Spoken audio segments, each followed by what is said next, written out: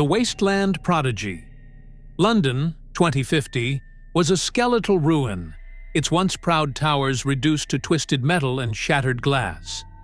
The AI catastrophe had ravaged not just the Western world, but the entire planet, leaving cities from New York to Beijing as ash-strewn graves.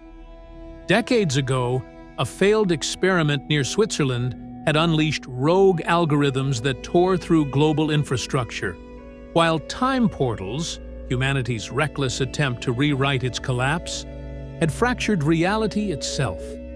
Temporal storms now scarred the skies, vomiting anomalies. Medieval knights roamed in Dubai's wreckage, saber-toothed cats in Tokyo's neon-lighted streets. The air was a toxic stew of ash and static, the horizon streaked with auroras born from broken physics.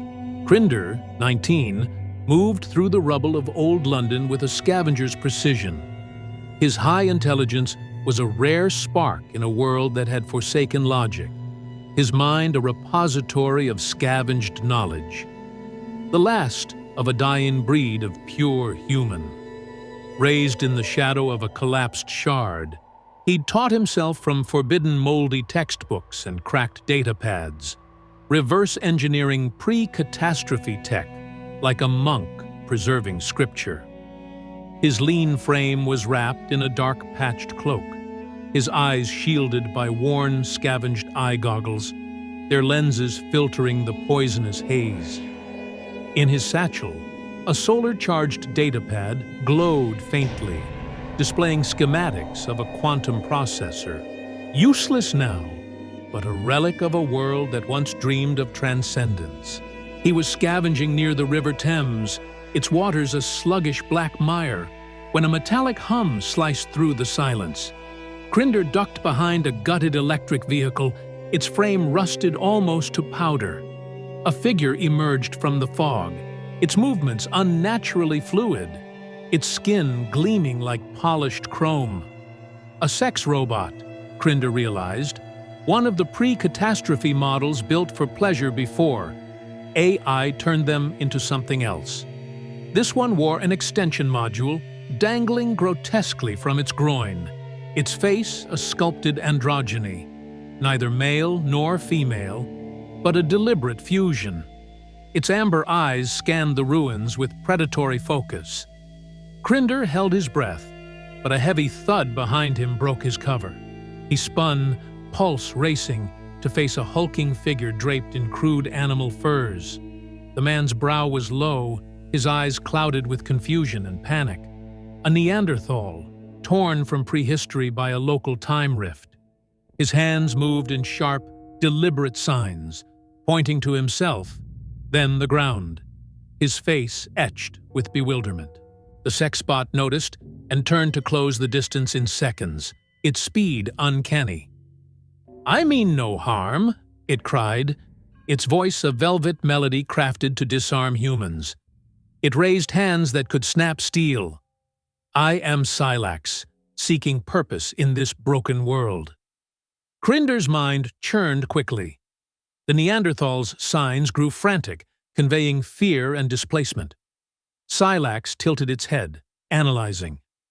"He speaks no English," it said. "His signs say he is lost, ripped from his time.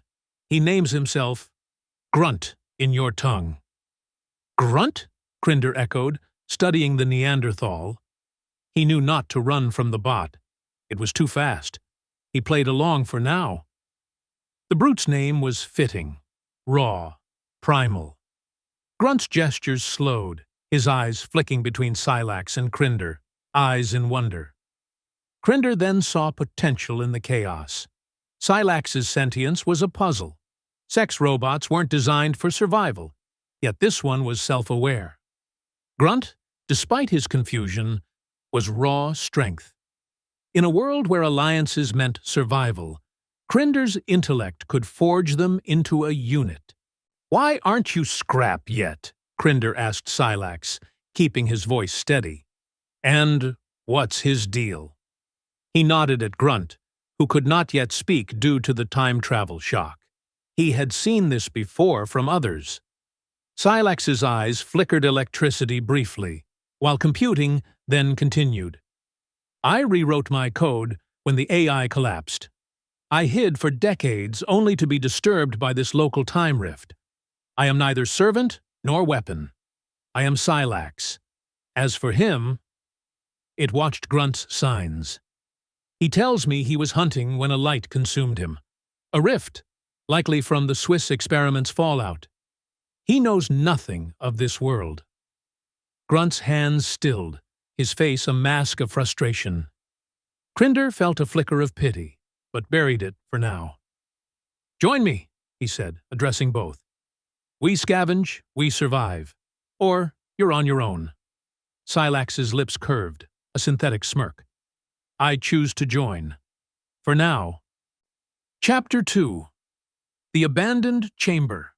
The trio navigated London's ruins, Krynder leading with a scavenger's instinct.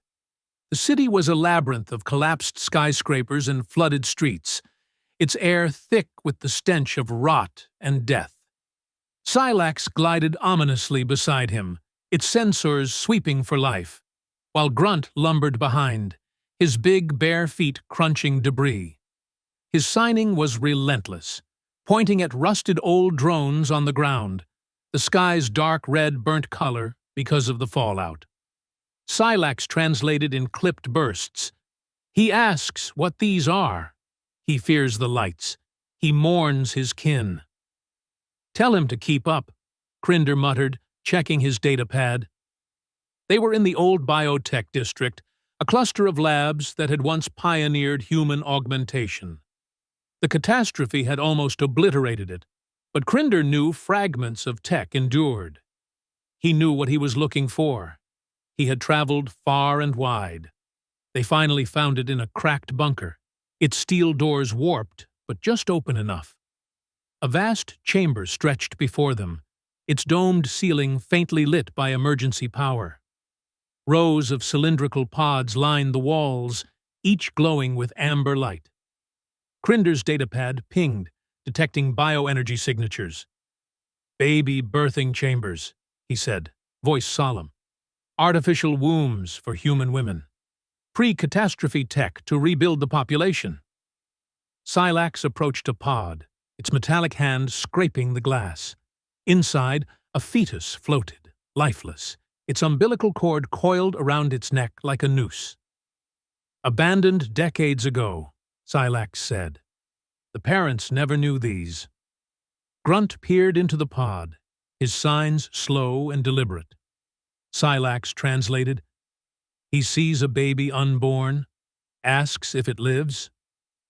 Grunt's face twisted with raw grief, his hands signing a baby.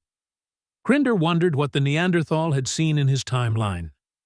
The Earth of 10,000 years ago, perhaps. A vanished world, lost to him forever, stolen by the time rift. "Almost all dead, too," Krynder confirmed bitterly, checking the pod's console. "The AI running these went rogue years ago. Power's now fading almost completely." He felt a dark sense of irony, humanity's hope for new life, betrayed by its own machines. The console flickered, displaying a map. The coordinates, not that far away, marked the site of a vehicle. "An anti-grav spaceship," Krynder whispered in wonder. "Looks like it is still intact." Sylax's eyes vibrated and glowed. "You dream of escape?"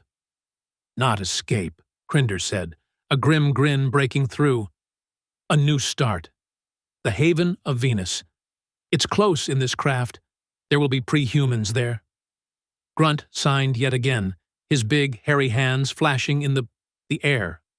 Sylax translated, "He fears everything here. He told me the sky belongs to birds, not us." "Tell him he's coming and to trust me."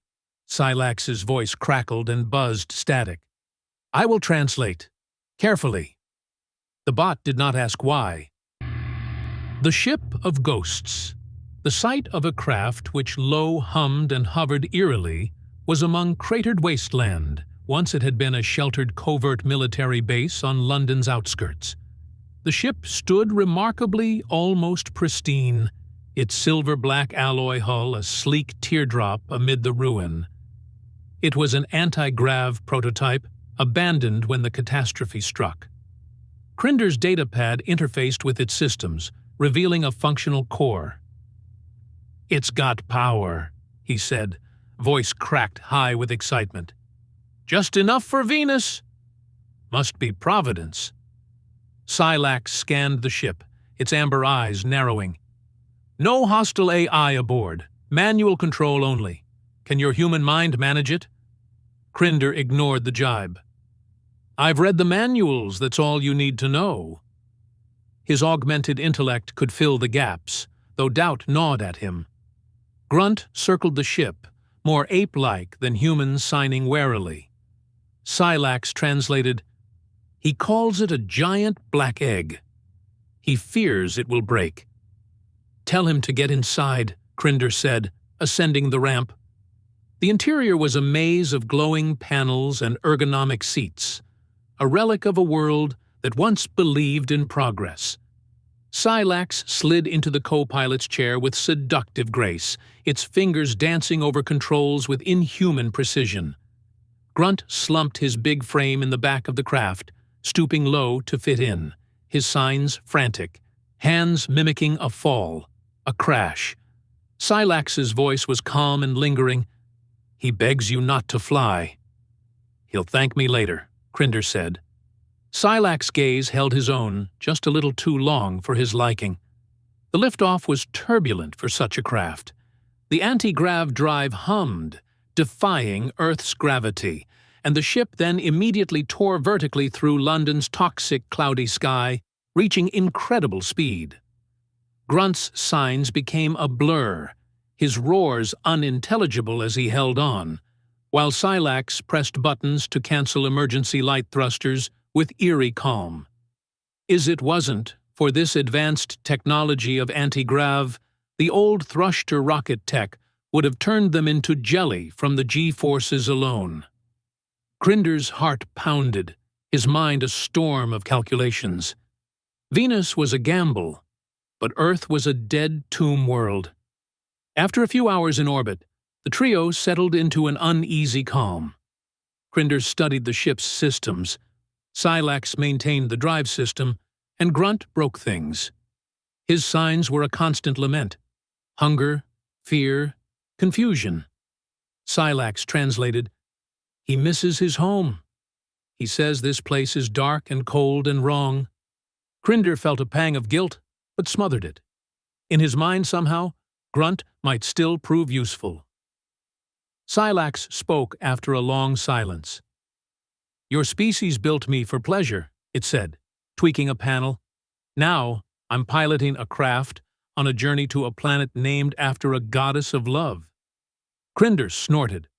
"You're not bad for a sex bot." "I am Sylax," it corrected, eyes glinting with amusement. Grunt signed again, and Sylax translated, "He asks if I'm a spirit. He fears me." Krynder said nothing, but thought the Neanderthal was right too. Instinct to a creature like him shouldn't be ignored. "Tell him you're scarier than a spirit," Krynder said. "Scary? Oh, please, Krynder. I'm not to be feared." Krynder hadn't noticed the attachment since he first laid eyes on the machine hours before, but now it was clearly and firmly visible. "Have you ever— excuse me, but I know you must have desires more than survival." Chapter 4. The Descent into the Planet of Love. Venus loomed in the ship's viewport ahead, large and ominous, a churning orb of yellow clouds and hellish heat below. Krynder's datapad beeped into life and projected data. 460 degrees Celsius surface temperature, more than 90 crushing atmospheres of pressure than Earth, sulfuric acid rain that could disintegrate metal. Terraforming the surface was still a fantasy even in 2050, before the catastrophe happened, but scans detected anomalies. "We will descend into the clouds soon," Krynder said, then looked away. He had ignored them both for some time. The journey to the planet had taken mere moments once the hyperdrive was engaged. It bends space-time into a third dimension. Travel by exploration and scientific spacecraft by conventional rockets had taken months in comparison. 13 minutes exactly, Sylax smirked. During the past few minutes after the robot's foul carnal offer to Krynder, things moved fast. To his disbelief, the big brute had gripped Sylax by the extension and proceeded to perform bestial acts with it. The machine did not resist. It had been built to satisfy the needs of almost anything humanity could think of before the fall. Even so, the machine was pushed to its limits. Krynder had wanted to destroy the robot then and there, but he only had a weak blast pistol in his holster. He would have had to fight the Neanderthal, too. The robot had lied or mistranslated about the caveman being scared. It wasn't fear, it had been lust. Suddenly, a warped and crackled voice sounded over the ship's communication system. "This is Outpost 4, unidentified ship. You will respond or be destroyed. Over." The planet now filled the whole viewport before Krynder had fully realized. It was the outpost he was looking for. "Outpost 4, this is Pilot Krynder. There are 3 of us. Requesting docking. Over." A few seconds later, the response came back. "That's a negative. We have scanned you. We read 2 organics and 1 synth. That's unacceptable.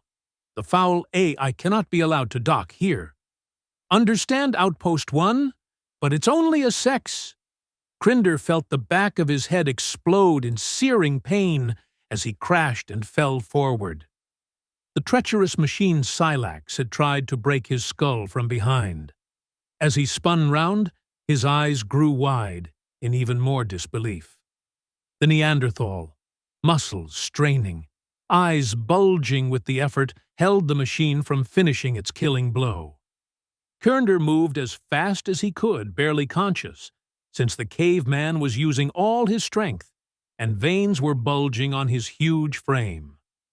It bought Krynder just enough time to pull out his blaster and shoot point-blank 2 searing, dissolving round wounds into Sylax's hateful, twisted metal face. As the synth life force began to fade from its eyes, its pleasure extension lashed around like a coiled, serrated whiptail trying to skewer him. It instead found the caveman. Blood spurted out from his throat, the jugular severed instantly. Both of them crashed and crumpled to the floor, and then there was only the last heavy breaths from the big caveman, and then, finally, silence. Krynder lay there for a few minutes, not wanting to move. He had as much instincts as the Neanderthal, and deep down he had known he kept him on board for a reason. The robot synth had lied. It was an assassination bot in disguise. It wanted to get to one of the last bastions of humanity to finish the job. Apart from Mars, Venus was the only place left that pre-humans remained. No augments whatsoever. Pure 100% humanity. The craft had been a setup. The machines needed a human to activate the ship's systems for security clearance. They didn't factor in a Neanderthal in their calculations. The ruse had almost worked. The boy Krynder felt had become a man. Ironic as he submitted to his fate of death in the hellfire of Venus below. Krynder's stomach then dropped even more. He was still coming back into full consciousness after the blow. An alarm was sounding, he realized, and his datapad read out that microfractures were in the hull, stressed by the anti-grav drive. The ship could enter Venus's atmosphere, but not likely survive it unless he landed quickly. As he was about to finally close his eyes and prepare for death, a voice of the comms sounded, "Krynder, my son, is it truly you?" How could this be? He, though his father was dead, back in the wastelands of Britain. "Yes, father, it is I. Let me bring you home." As Krynder lay there, Unknown to him, badly and fatally wounded with his head injury, the ship was slowly being tracker beaming into the outpost docking bay. Unfortunately for all, ultimately too slowly, in fact. Just before docking, the hull breached and superheated air roared in, soon melting Krynder's goggles against his face. He screamed in agony, his prodigy mind useless against Venus's wrath. Krynder's last thought, apart from never seeing his father, was of the birthing chambers, humanity's failed hope, mirrored in their doomed flight. His body burned and became forever ashes scattering into Venus's eternal storm.